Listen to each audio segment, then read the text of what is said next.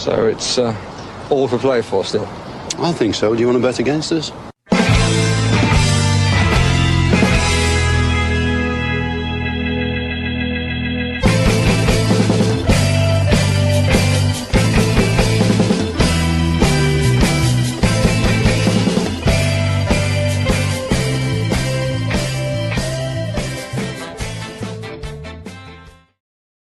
Hello, everybody, and welcome to For the Love of Paul McGrath podcast for a preview for Aston Villa versus Bologna. And I'll be honest with you, I don't know whether life is hectic for me at the moment, but I messaged Paddy on Tuesday and I went, "When's the Europa League starting?"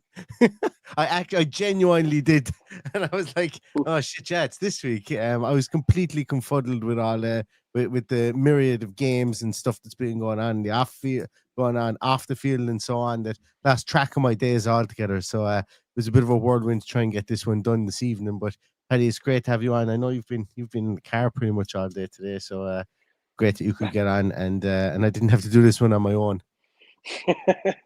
Well, I'd imagine it's going to be quite a short one, but anyway, it's I've had a long old day, and I'm just settled back in here now and nearly ready for bed. But it's kind of crept up on us, this one, with everything that's been going on and off the pitch. So it's a welcome distraction, and enjoyed seeing, dare I say, a more jovial Unai Emery in the press conference today. I thought he looked like a different man, and let's just hope that it's a different team that goes out on the pitch tomorrow. Yeah, like we get to that piece, there's been my biggest problem. I think it always will be a problem, and there's no way of stopping it. And look, I partake in it as well, so I'm obviously not squeaky clean in this stuff either. Is that, filling the void of information, the vacuum of information, filling it with with potential reasons and conjecture and stuff like that, and opinion. And look, there's nothing wrong with it as well. But I think today there was today there was a piece that came out from DiMarzio that basically said, "Oh no, I was thinking of walking away from the club," and he was asked directly about that today, and he just laughed and he said, "No, I wasn't. I'm not thinking about walking away from the club."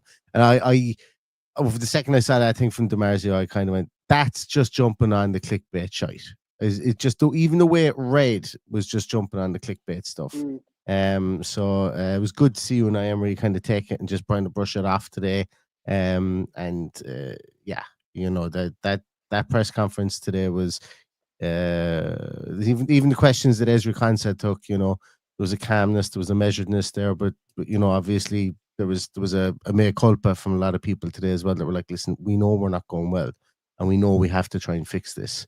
So it is media training, it is lip service, and all that matters is what happens out in the field. But still, those things need to be done. That media training stuff needs to be done. It needs to be handled correctly, so that you don't exacerbate the barbs that are coming at you from in media circles, social media circles, and so on. Yeah, like we've had a couple of weeks where it started with the Marco Bizzo, and then we had the lazy comment at the weekend. And as I said, I think it was important to see a more positive side today, and I'm feeling a little bit more positive having listened to it. I don't know how everybody else is feeling, because it's hard to stay down. When there's hope that something is going to change, and we've just got to pray that it happens this week, that this is the week with everything that's gone on, that things just start to turn, the goals start to come, we get 3 points on the European board tomorrow, and then more importantly, I believe 3 points on the board on Sunday. And there's no reason why we can't do both. I've completely forgotten of who we played against in that Bologna team that we beat in the Champions League last year. Going to be a completely different fixture tomorrow. Arguably a more difficult one. I think the Bologna game last year was one of the most complete performances we had under Unai Emery. If you watch it back, it was just a 90-minute performance where we absolutely played them off the park. We played beautiful football, attacking football. Everything just clicked into gear that day. Ironically, one of the ones that I missed in that Champions League run last year. But yeah, so hopefully, touch wood, that tomorrow is going to do exactly the same thing. Yeah, they have a lot of the team that they had last year, Bologna. They have a lot of the same team. You know, they're going to have Lucimi, in the centre half, who was linked with Sunderland. He was linked with ourselves. He was linked with quite a lot of teams that sent the Colombian centre half.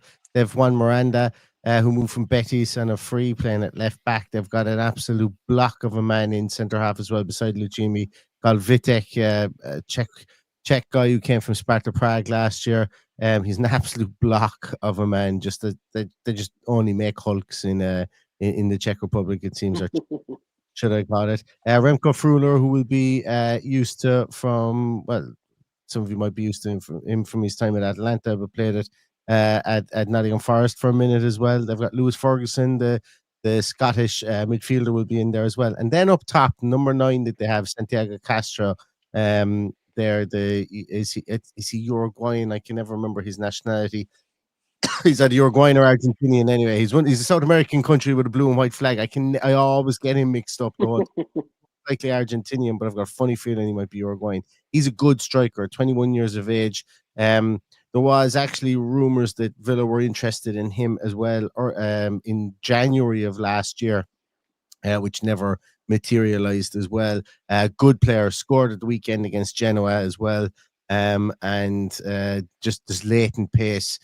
He's going to be somebody who's going to move on, I would imagine, this year from at the end of this year from Bologna, and he's going to have plenty of suitors around the place for sure. So he's somebody that we're going to look out for. But they've got a really good manager in Vincenzo Italiano as well. But a lot of their team is similar to the way it was last year. And but that doesn't mean that the result is going to be similar. We have a similar team, but you know, our team aren't playing anywhere like they were at this time last year. So it's still going to be a wide open game, I think, from the point of view of like anybody could win it. I don't mean it's going to be a wide open game in the styles of play, but yeah, it's interesting because look, I thought that this would happen with the League Cup, whereby a change of competition might change the team's fortune, might change the team's outlook. But we played Brentford, who had already beaten us this year and made it a stodgy kind of game. Bologna are going to probably come and make it a stodgy game as well, but it's a different competition in the European night. But the only thing that's kind of look, I'd love to be able to get over there on the Thursday night. It's going to be nowhere near full tomorrow. And I think that's going to have a bearing on it. And I'm not criticizing anybody for that. Jesus Christ, don't get me wrong. I just think that that's another wrinkle to this game. Last year, the Champions League, everybody was bouncing, you know, for all the Champions League games. There'll be a couple of thousand empty seats in the stadium tomorrow, I would imagine, because people just can't afford it, can't get there midweek, and you know, aren't as enthused by the Europa League, which is absolutely fine. But it'd be interesting to see how all those little bits and pieces stem into it, along with the fact that the referee that's refereeing it tomorrow is the guy who disallowed the last minute goal from Morgan Rogers versus Juventus. So we do have that to deal with as well. Lovely. Yeah, I think you're right. There will be empty seats tomorrow, and look, at some stage that was bound to happen. We have been absolutely spoiled for the last couple of years, and you know, we're paying London prices when we're not in London, and it does run out at some stage. So we saw today that the Feyenoord went, thankfully, down to season ticket holders. So people like myself could manage to pick up tickets. So this time next you got week, your tickets for the Kype, did you? Yeah, I get to go. Brilliant! I get to go to Feyenoord away next week. So it gives other people a chance to take on experiences like this. So I hope it gives an opportunity to a lot of people who wouldn't normally get to a European night to go and experience it as well, because it was difficult enough to pick up tickets over the last couple of years. So Bologna, really good side, really pleasant club to deal with. Really enjoyable experience with them last year, on and off the pitch. Their social media was absolutely phenomenal last year. For those that buy into that type of thing, and there was a lot of love between the two clubs, and I hope it's the same tomorrow. But I think that's where the love ends. Just get the 3 points, and then we can give them all the hugs and kisses they want at the end. Yeah. I have to say as well, it's get the 3 points for sure, because it's been a weird first night, which is we're recording this on the Wednesday. It's been a weird first night of the Europa League. Michelin go out and absolutely batter. Well, it was only 2-0 for a finish. I watched a bit of that game. They have a central midfielder, Ecuadorian central midfielder. I think his name is Castillo, really good player. But anyway, that's beside the point. Michelin won 2-0 against Sturm Graz tonight. Betis and Nottingham Forest was a good game as well. Braga beating Feyenoord, Celtic drawing away at Red Star, which is never going to be an easy place to go to. Drawing there. Fenerbahce getting their arses handed to them in Zagreb by Dynamo Zagreb as well. Basel losing to Freiburg in the closest away game. I think it's the closest possible away game that can happen in Europe this year. I think I saw somewhere as well, and Ludogorets beating Malmo in Malmo as well, which you would think that the elements might have the upper hand there. So it's been a bit of a weird game. And Braga beating Feyenoord, if I didn't say that already. So it's not been as straightforward. The home teams are putting in performances in this Europa League so far. In the early stages, there's been no massive home team upsets outside of that. Ludogorets beating Malmo and Roma beating Nice, who I would have expected Roma to beat Nice. So that wasn't too much of a shock. So, but they need to go out there and they need to be good tomorrow. They need to play like a home team. They need to win like a team that's playing at home, and they need to bring a sense of confidence we haven't seen to this game tomorrow. Because you see all those tables and all those supercomputers that say, Aston Villa have a 19% chance of winning the Europa League, and they're favourites to win it. And they're not based on their start to the season; they just aren't, and they need to start showing that form if they are to do so tomorrow. They just need to. Yeah, thankfully there's 8 games, so you can have slip ups and you can have a false start and still recover in this one. Probably more easily to recover in this one than the Premier League. So that's going to be a tougher slog for us to get back on track in there. But my main concern tomorrow is how much changes are made. Does he, for example, bring Marco Bizzo in? Does he bring Pau Torres in? Does he start with Matson or Digne?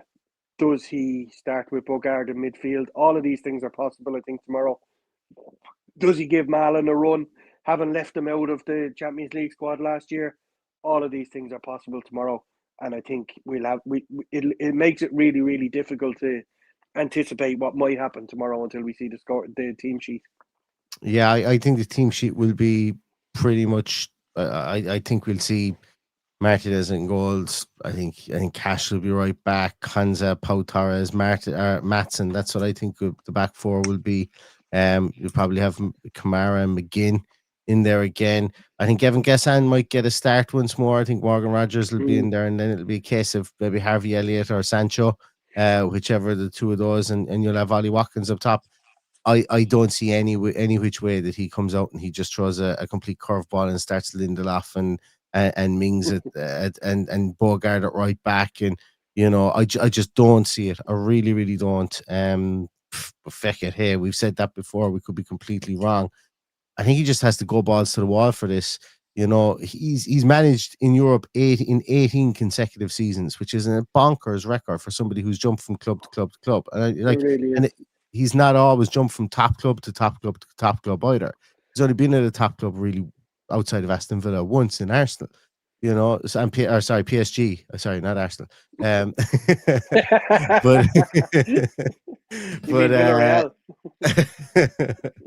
it was it's a bonkers record. So, and he has a good record in this, and he'd be proud of his record in this, and he'd be sick of hearing people talk about his record in this.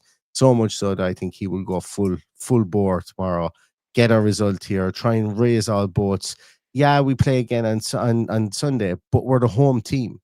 Everybody gets to go home to their bed tomorrow night. It's like they have to travel back from Bologna and a 4-hour flight tomorrow night, and then get in for just recovery. Everyone will sleep in their bed tomorrow night, barring no injuries. They should all be ready to go again for Sunday. So I don't see there being any issue from that point of view. And I would be disappointed if he didn't go balls to the wall with his selection tomorrow. because he seems like somebody who, if he was sounding a bit more positive, let's see that positivity rub off, on the team selection and the team tomorrow.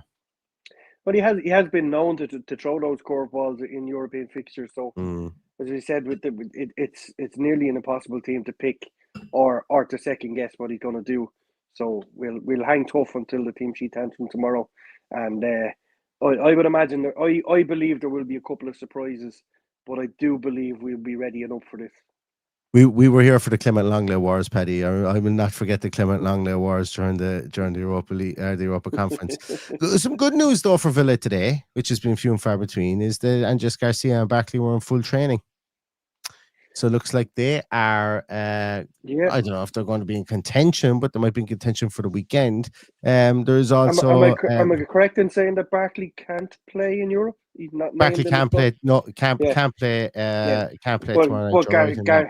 Garcia, I think anyone that's seen him play has been enthused by his performances. So it's good to see him back, and if nothing else, to be able to give Matty Cash a rest, stand him down, whatever step you're standing on when you're making that decision. I think we need cover in all departments. So it's important to have both of them back, and hopefully we get a fully fit and functioning Ross Barkley ready to take on the world. Yeah, it's getting those two positions, I think, are pivotal for this, having cover at right back and also bringing another body into midfield. Specifically, somebody like Barkley. Look, I know he's not a world beater. I know he's not Douglas Luiz. I know he's not a Yuri Tielemans, but he brings that different dimension to a John McGinn. He brings that different dimension to a Boubacar Kamara and a Lamar Bogart. So, the fact that Villa have had over the last 3 weeks or the last 3 games have had to play Bogart, Kamara, McGinn, potentially rush Kamara back a small bit quickly, but look, he's had no adverse effects. Makes Villa a small bit samey, in that department, which doesn't exactly help our lack of creativity. Ross Barkley, some of his goals. Who did he score that late goal against last year, Paddy? I can never remember, but we could do with something like that, over the coming weeks from Ross Barkley. We could do with a threaded pass from Ross Barkley. We could do with Ross Barkley breaking the line in midfield there, maybe playing those triangles. He's able to do it. Hasn't been really consistent with it. Glad to see that his personal issues, whatever they were, are over, and it's a big 12 months for him, because he's likely not staying around here after this season. What he does this season will shape his next move, and it's not going to be another move. This season for Ross Barkley defines the rest of his career for me. It'll ultimately define what options he'll have at the end of the year. So he needs to be fit, functioning, and performing at the highest level he can possibly be to ensure his next move, if it's not going to be another contract with us. And I have full faith in him. He didn't become a bad player overnight. He came back all guns blazing, been very unlucky with injuries he's picked up, and I really hope we can see him back fully functioning, because we could do with him, and he adds a little something different, even if it's to shore up a game late on. The late goal was, I was going to say it was Brentford or Palace. I don't know why I have that in my head. Everything's just cloudy at the moment, so we'll forgive us for not getting this one.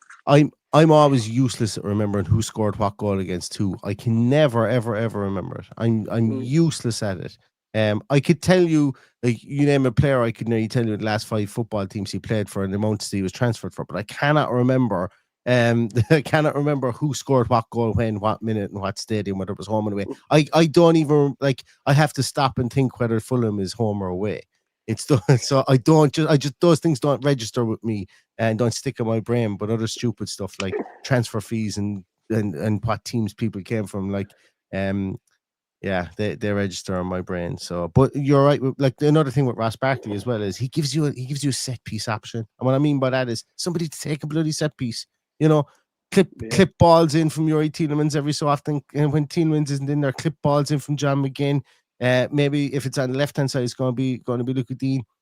But again, very samey. They've always been samey. It's not a 2025, 2026 thing. They've always been samey under Unai Emery. But when you're Douglas Luiz, when you've got somebody like Ross Barkley there, brings another face over the ball, allows for another option for a set piece as well. And even if it's not a Matty Cash corner or whatever from the right hand side, Ross Barkley corner might make a difference here and there as well. And as we know, he has scored from a corner as well, I think last year too. So I'm look, everybody kind of has a clean slate that has been out so far, has been injured, and is making their way back into the team, because we need all the reinforcements we can get.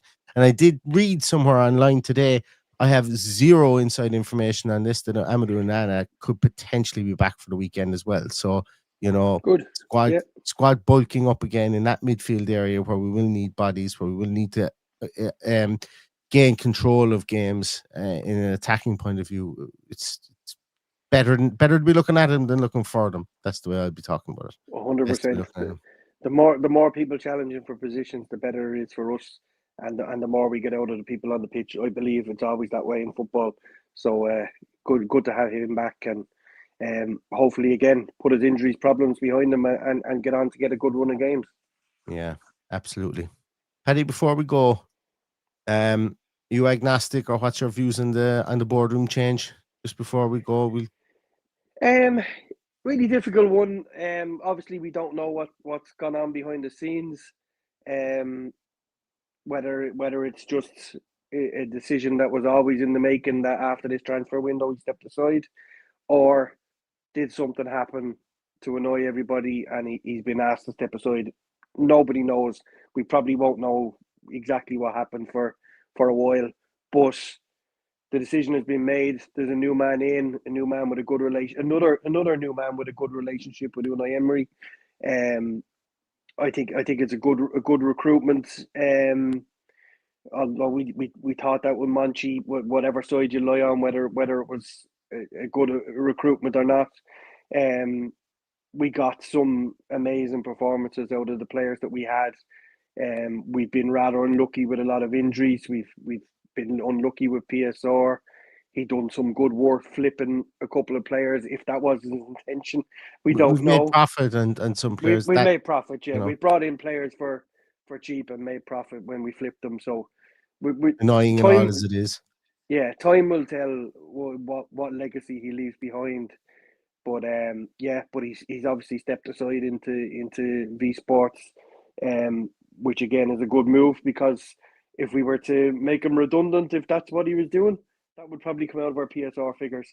So it's a good thing that he's still within the company. So we'll never find out. We probably will at some stage, but for now we'll reserve judgment until we hear more, and wish the new man all the best. And I hope he brings something a little bit different to the next transfer window.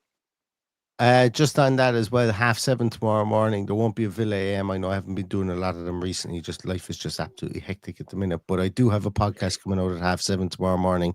Call it a Villa AM if you like. It doesn't have the team tune though.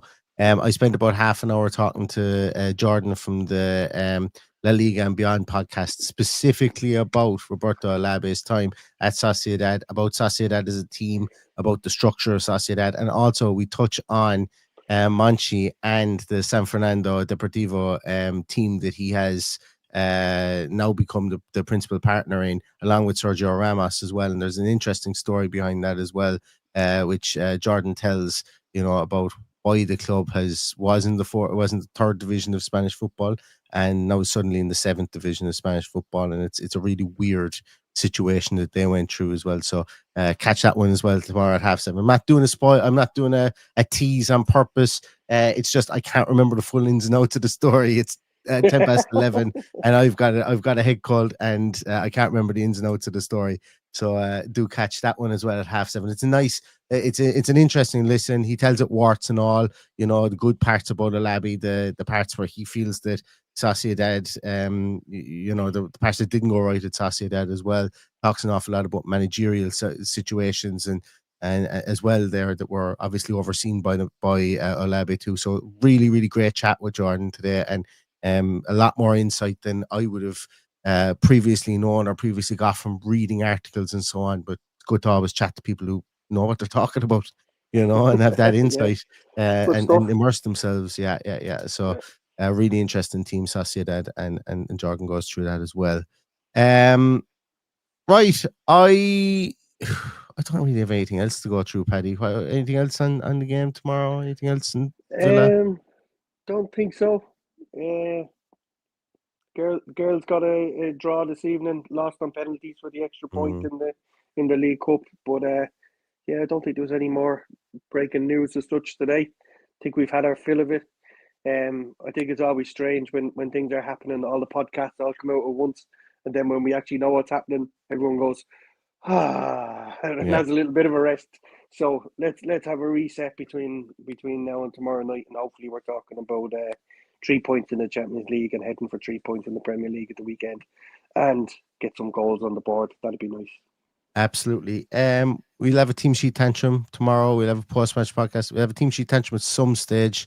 I'll be around anyway. I'll get it going. I might be stuck for 10 to 7 tomorrow.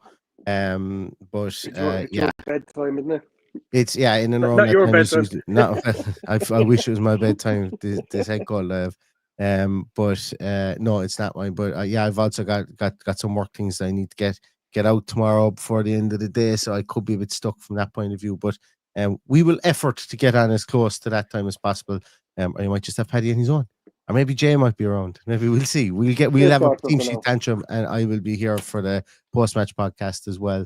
Directly after the game, as always, and hopefully we'll be chatting about Villa's first win of the season. Please, Jesus, we'll be talking about Villa's first win of the season, because we need a bit of a spring in our step after the start of the season. But thanks so much, everybody. Thanks for joining us for the later podcast tonight. Check out the podcast is going to be live at 7:30 tomorrow morning with Jordan from the La Liga and beyond. And he was also part of the Segunda podcast. He's the guy who came on and gave us that brilliant insight on Andres Garcia last year before anybody even knew anything about him. He was the guy who came on and told us literally everything you needed to know. And it was funny, actually, because some quotes that he put in this podcast were picked up by some publications and were used in some publications I found afterwards. So look at that. For all the journalists watching this podcast, thanks a million for joining us. We do love it. So Jordan will be on. We'll have that tomorrow at 7:30. And I thought it was an interesting listen. So catch you for that. And then we'll have the other 2 ones later on today. So you'll be sick to the IT of seeing us tomorrow. We've way too much of us on your phones, hopefully. But we will be here, and we will obviously be here after the game as well. So thanks so much for your time. Stay safe, stay healthy, and all that's left to say is up the Villa. Up the Villa. Oh, my mouse has gone dead, and I can't end the podcast. Jesus Christ. That means I'm here forever. There we go. Bye-bye.